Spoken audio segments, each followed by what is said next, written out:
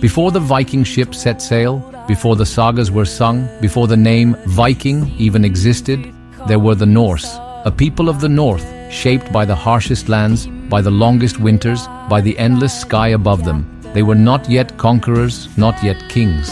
But the spirit of the Viking Age was already stirring, waiting for its time to awaken. To understand the Norse, we must first understand their land. The vast fjords of Norway, where towering cliffs rose from the sea like the walls of an ancient fortress. The dense forests of Sweden, where the silence was broken only by the call of ravens and the creak of bending trees. The rolling fields of Denmark, where warriors and farmers alike shaped the land with iron and fire.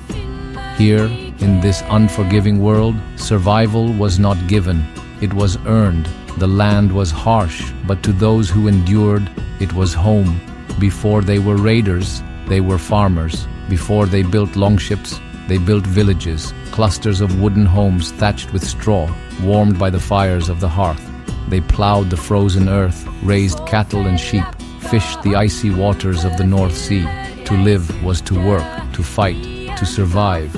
But the Norse were more than farmers. They were hunters, tracking elk and bear through the forests. They were craftsmen, shaping wood and iron into tools, into weapons, into art. They were traders, bartering furs and amber with distant lands long before they learned to take by the sword. And even then, even in the quiet days of farming and trade, the warrior's spirit burned within them. Feuds between clans could turn fields into battlefields.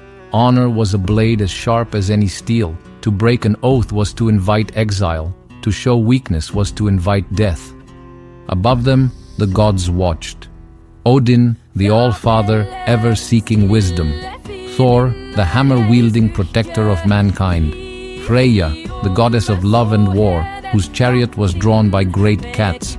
To the Norse, the gods were not distant, untouchable beings. They were ever present, walking among them, guiding them, shaping their fates. The spirits of the Landvettir, were honored and feared.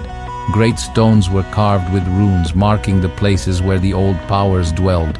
Offerings of food and mead were left at sacred sites. To disrespect these forces was to invite ruin upon one's home. Death was not an end, but a journey. Some believed they would feast in Valhalla, where fallen warriors trained for the final battle at the end of time. Others would find their way to Freyja's hall, where half the honored dead would reside. And for those who lived without glory, the cold darkness of Helheim awaited. Before kings, there were chieftains. Before laws were written, they were spoken. Justice was not handed down from a throne. It was decided in the Thing, the great assembly of free men. Here disputes were settled, punishments given, alliances forged. A man's word was his bond, his reputation his shield. To break an oath was to become an outcast, a needinger, a man without honor, without a home. To live in this world was to stand strong. And yet, the Norse were not only warriors, they were poets, storytellers, seers. Their history was passed down in sagas, carved into stone, sung in the flickering firelight by skalds, the keepers of memory. In these stories, the past was never truly gone. It lived in the words, in the runes, in the blood of those who carried it forward. But the world was changing.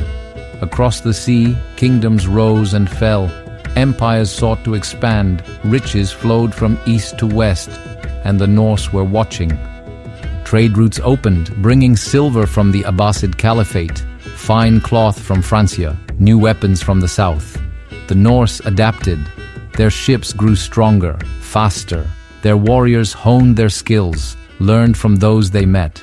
And slowly, the first whispers of something new began to stir. No longer would they stay behind their borders. No longer would they wait. The first sails were being raised. The first warriors were sharpening their axes. The first storm was gathering on the horizon. And then, in the year 793, the world took notice. A single raid, swift and brutal, would send shockwaves across the kingdoms of the West. A place of peace turned to ruin, a warning written in blood. The dawn of the Viking Age had arrived. Join me in the next episode as we witness the first strike of the Norse, the raid on Lindisfarne. Skal Traveler, the journey awaits.